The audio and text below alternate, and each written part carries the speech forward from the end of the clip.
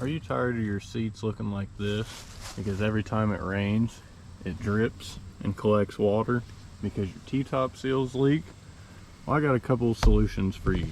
These are also very cheap and easy to do solutions that don't require you to buy brand new T-top seals, which can be pricey, you know, depending on the situation. These are getting 30 years old, so this should definitely help in the grand scheme of things. And we have 3 different ways to attack this. The first way is we have some Shin-etsu grease. This is actually a Honda product that is a silicone grease. And pretty much what this does is it just swells your seals to help them fit better because they're swollen instead of being cracked and dried out at 30 years old. We also have some window door sliders. This is the part number if you would like to find them. And also with this, what I recommend you get are these little white caps, and you can get these on Z1 Motorsports. I'll see if I can drop the link in the description for you guys so you can access these instead of buying the full 5-piece window slider kit, because these alone are pretty pricey in themselves. I want to say they were like 70 bucks a piece, somewhere around there. It's a little bit ridiculous, but I did notice they are still being produced, at least, because this has a new Nissan sticker. Now the third method that we've got here, which is actually going to be the first one that we do, is going to involve an air compressor. You will want some kind of fitting like this where you can just spray air so we can actually blow out your T-top drain. Here you pull your T-top up, you have one drain right there, and you have another drain right here. All you're going to do is put your nozzle in there and blow it out with some air. They actually drop out below here around the pinch weld area and up in the front. Especially if your car's parked under a tree very much, it's probably pretty likely it's going to be the case for you, because all of the debris and stuff up here that breaks down will eventually clog your drain, like this side. You know, you can't even tell that there's a drain there. And I blew on it, so that's definitely packed down because it's not opening whatsoever. Now that my compressor's all aired up, let's go ahead, put our nozzle down. I can hear it coming out down there, so we know, safe to say, this one's pretty clear. There's not much in it. It does help if you have an actual nozzle that will go down in. I think the one that was on this broke, or it's actually just been removed for the time being.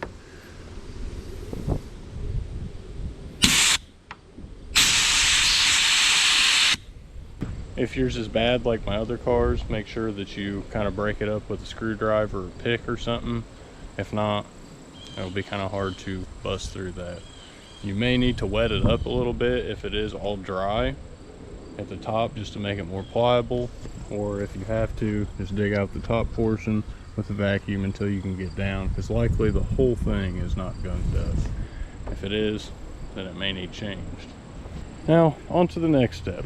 I'm going to show you guys how to do your window sliders, and I'm actually going to do the passenger side first, so that way I can elaborate for you guys much better.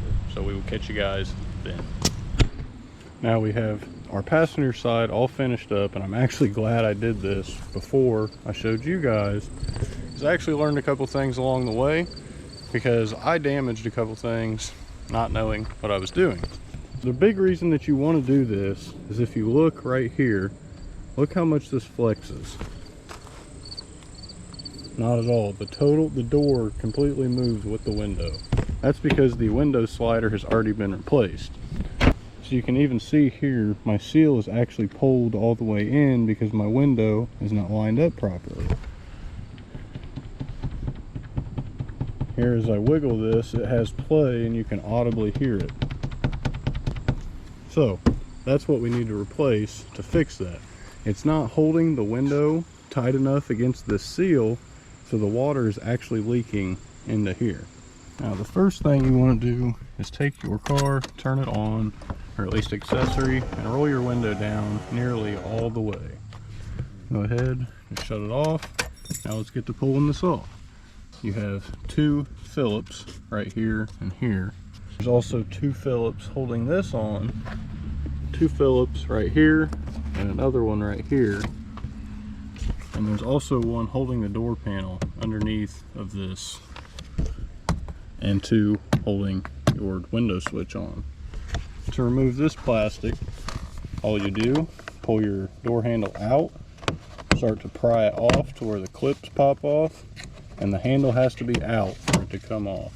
And that's all that it takes to take that off. You also have a clip about here, here, here, here, here, and here. So what you want to do is get in that rough area and you can pop it off, wait, feel around to where the door panel gets tight and pry on it, because usually that's where the clip is at, which is just like this. Now let's go ahead, remove all of said pieces, and we'll report back. And then we're going to start to work over here on this pillar. You want to pull your seatbelt cover off and get a flathead or a pick, and you want to pop this cover off. That's going to give you access to that bolt right there, screw, whatever it is. I believe it's a bolt from the factory. Actually, it is a screw from the factory. Now you'll want to remove that, and what I recommend is to use a magnet so you don't drop it in the door. Even though you're going to have access down there to clean it out, just don't do it. And then once you remove that screw, remove the seat belt, and the screw holds the top on. So once you have that all the way loose, you can kind of pull it out. Make sure your screw doesn't drop. There, it's safe. And there's a clip at the bottom. You just want to pry outwards and pop it off. Just like that. And it goes in there. Now, if you have everything else off, you have 2 remaining 10 mil screws right here that you'll want to remove. And then the door panel will actually come off now. Make sure you have all of your clips off. I will show you that once we pull the panel off itself. Those are off. You have all your panel clips off. I like to do first thing is feed all of my seatbelt through. Just like that to make it easier to pull. And then pop this plastic off right here on the bottom. Now you'll pull outwards and up. It's literally just like held on right up here. So you can just pull and the panel will lift. And there's that nasty window urethane. Yuck. And here are all of our clips. And we can actually see I have one that's totally broke. So we'll have to swap that out before we're done. For the fun part, let's go ahead and start removing everything so we can get access down here to our window bolts and our window, just so we can pull it. Got 2 14 mils here. You got another one down here for your seat belts. This one appears to have been removed before. And you have a Phillips up here on the top of this one, holding it in, and a 10 mil screw on this side. Have electrical connectors here and here, maybe. Yep. All right. Now that your seat belt's removed, you can actually take this little cover. I like to peel it from down here so we can get access to this bolt and for the window regulator. So we want to pull this off. What I like to do is kind of just stick it up here on the residual, and now it pulls that out the way. We wanted to do that so we can get access to this nut, which holds the window on the motor and frame or whatever. The other one you can get access from behind the speaker cover. But you have 1, 2, 3, 4 Phillips screws. you can remove that and get access to this on the other side. Now, with a 12 mil and a 10 mil, you want to loosen this and this so you can loosen your track that guides your window up and down. Same thing up here, you have this 10 mil bolt and this 12 mil nut up here to loosen the track. If you don't do that, you will never get it off of this, because then it won't have room to flex back and forth. Now that we have that all loosened up, you want to take your key, turn it on, grab your switch wherever it's at, actually hook it up. Now you want to roll your window up where you can get access to both of these straight on with an impact, or preferably a ratchet. Be leery of using an impact, because the impact literally could shatter the glass. I'm feeling risky, so I'm using it. Loosen those. And next, you want to also loosen this and completely remove it till it falls. And you'll be able to pick it up very easily. The other one is right here. Now what those do is those actually keep these sliders, the slider on the window, from going up past a certain limit. So what you'll want to use is the little reference where you see the bolt has actually messed with the paint, and that is how you are going to line both of these back up, and actually everything, when you tighten this all back up, so you can prevent it from binding. Last thing you want to do is roll it up, bind your window, and have it shatter. Also, if you have any gross urethane like this that just sags, make sure you just tack it up with the rest. If not, it's going to get stuck probably on you. Let's look at that. It literally looks wet. Now, to even be able to remove your window once you have it all off, if you pull that out, the window will actually fall down, or if you pull it up, it'll actually stop. Reason being is this right here. We have to remove this little plastic trim so we can pull the window slider out. And this is where I goofed up myself, but I'm actually pretty happy I found out for you guys. So here's the little clip. You will actually push that middle circle down, and then you can pry the outer ring out. And all it is one of these little clips. There's 4 of them. You'll push the middle out, you will pry up to pull this piece out, and likely the middle will either stay in this if you're lucky, or it'll fall down here and you can literally just grab it out the door and put it back in the clip.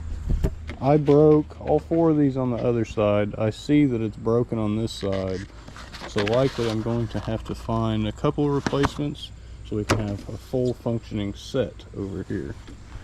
And also, I can see why I've always had this weird issue that it's been bowed out right here.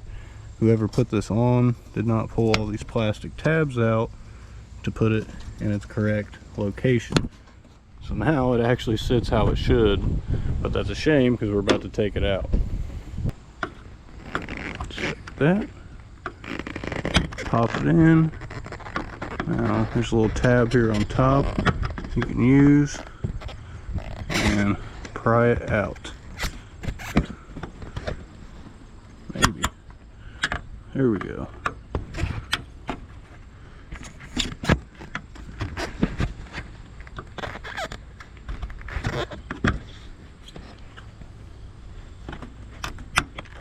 Yep, that one broke completely. So pop it through and hope for the best on the next.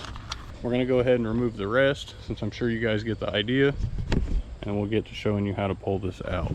You also have a clip down here, but this little this clip actually will slide out of this if you pull it up, as it's the same style as this. And we've got that off now.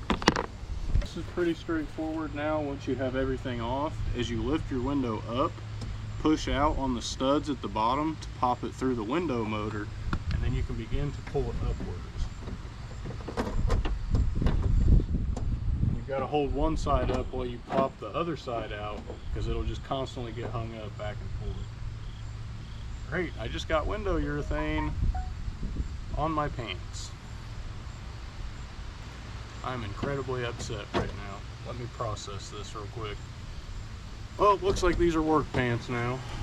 So I lift it up till I can grab it on the top. Make sure your hands are clean somewhat. And then begin to pull it up. Here we're at the limit. Just tug a little bit more. Now we're up. Now we're back on track.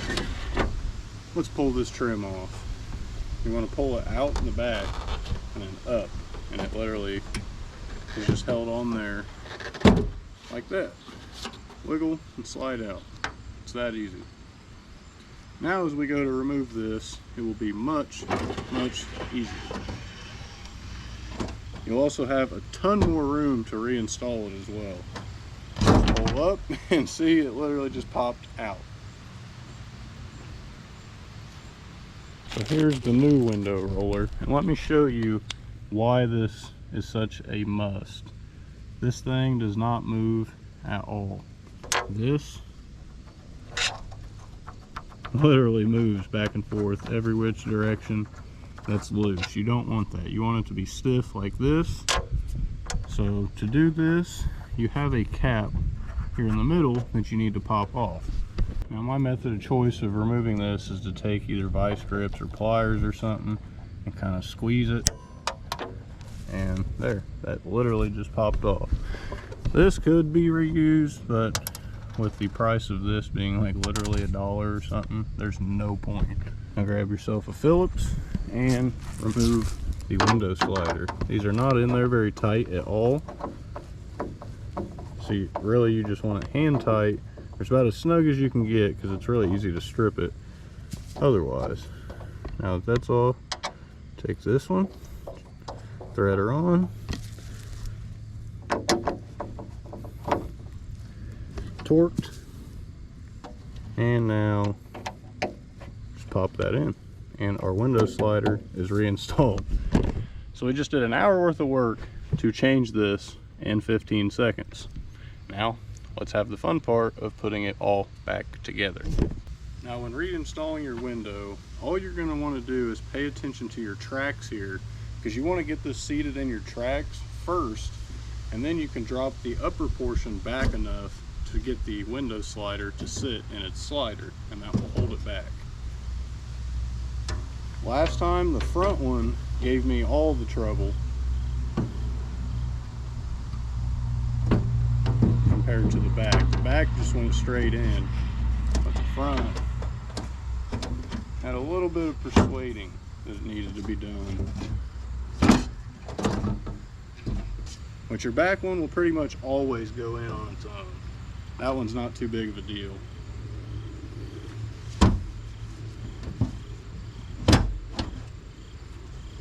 Now to work with your window roller. You want to try to pull your front up as much as you can and try to line your window roller up. You can move it slightly if you need to get it to fit correctly.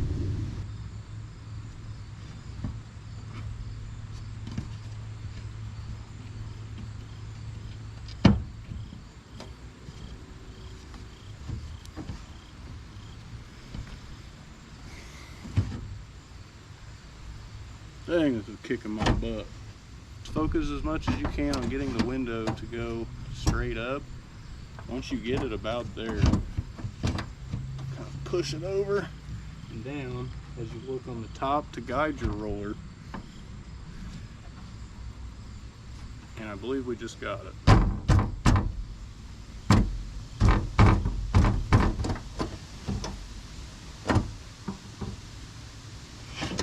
Yep, the window roller is now in. As you can see how tight it is and how tight it keeps the window to the roller. So now we're going to drop the window as far as we can, but not too far like this, because you want to still be able to lift it and line up this window motor. There we go. There's one and two. Now just get back to putting all that back together. Snug these two 10 mils up. And now, once you snug them up, go back. As you can see, we can actually move this track back and forth. You want to move all of these back to where their paint lines were, so you know where it was. You can see there, that is about where we'd tighten it down. And you do the same thing up here for the 12 mil nut. Then when you install both of these stoppers here and here, do the same thing. You can see the mark. And once you get both of those done and your window bolted on, you can actually take your window sealant or like moisture protector and stick it back into place, as well as mount your speaker. Now when you get everything all buttoned and bolted back up, we're going to go ahead and throw this on, which we did go ahead and squeeze this back on because we swapped our mirrors from our doors. Sad day. But this is pretty simple. Literally it'll just slide on. What I like to do is line up where this little clip is going to install, and then you can tuck this corner over here behind the seal and go in to the side. And it will all seat up, pop your seal out a little bit. And now you want to make sure all three of these clips over here are on the back side, so that way it mounts properly. Like I was stating before, that mine was kind of wonky because whoever took it off before me did not put it back on right. Once you get it into place, you want to take your clips, go ahead, pop that centerpiece out because you're not going to need it yet.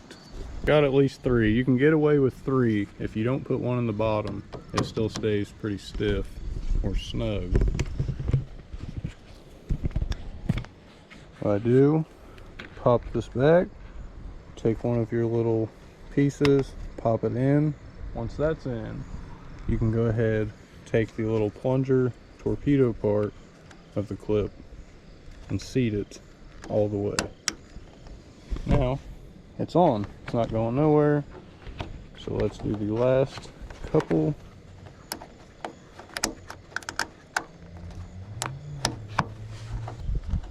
Pop.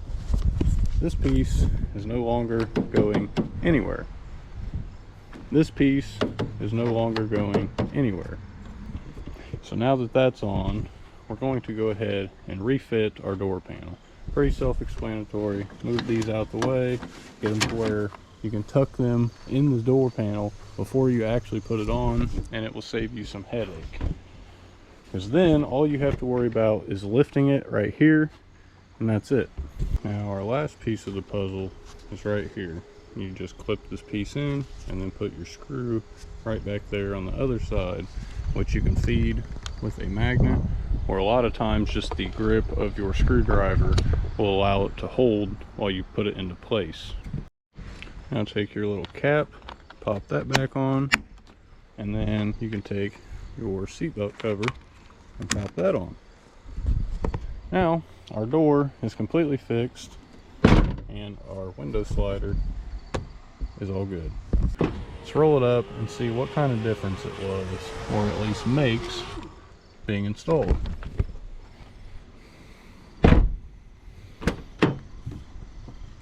Now there's absolutely no rattle, so this should be fixed as far as the ceiling surface goes. Now we're all done with the window slider portion. The only thing we have left is our Honda silicone Shin-etsu grease.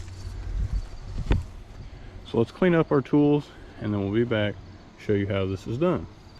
Now first thing we're going to do is we're going to take a rag and try to clean up all of our seals and stuff to get all the dust and whatnot off of them, so this grease will stay as clean as possible when we install it. What I recommend you do, if you have them, before we start to rub this down with the grease, is to remove your T-top wind deflectors, as they're going to actually get in the way, it appears, because there's physically no room in between the two of them. So now that you got your wind deflector off, go ahead, get that part all cleaned up, because it actually seems to be the dirtiest of the lot. Alrighty, now that once we're all wiped down, let's go ahead crack our grease open. Maybe it might be child-proof. Oh, it was just on really tight. Now, here is our grease. It's actually white. So pretty much, I'm literally just gonna get a glob of this on my finger. I'm going to smear it all over the T-tops. Now, I've got the glob on my hand. I'm pretty much just going to smear it all over the T-tops and start to coat the T-top seals with this grease. Try to get it a little bit of everywhere so it does its job, even here on the little inside lip. Yeah, you'll probably want to pull this little cap. It's very small and held on by a Phillips. And smear this around continually. I think what I'm also going to do in this process is, if this stuff doesn't kind of like break down and soak into the rubber, I think we'll go back with a rag in a couple days and go and just wipe all of it out. Should get it all over. Don't want to miss any spots. Gotta get enough love going around for everyone, or all the seal, I should say. I'm even doing this little inside portion. So now that we're done with that, let's grab a little bit more and work into our T-top seal. This one is the most linear seal here, so this one should be pretty easy. Especially with it being off the car. Gets a little tricky up in there when you don't want to stand on your seat. Well, it's me 2 days from the future. We just got a ton of rain last night. If you can't tell, we had some overnight mushrooms pop up. Now let's go ahead, let's check out the Z. Let's see how well this held up.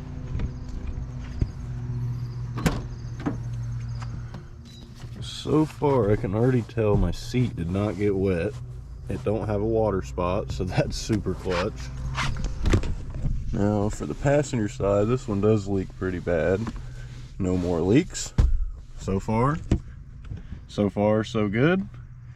I will say, I drove to Chicago yesterday, and I left all this grease on overnight. Last night I came down here because I looked online to see kind of instruction of how to use this, because I noticed I had cracks here. Likely I already had these cracks, I just never noticed.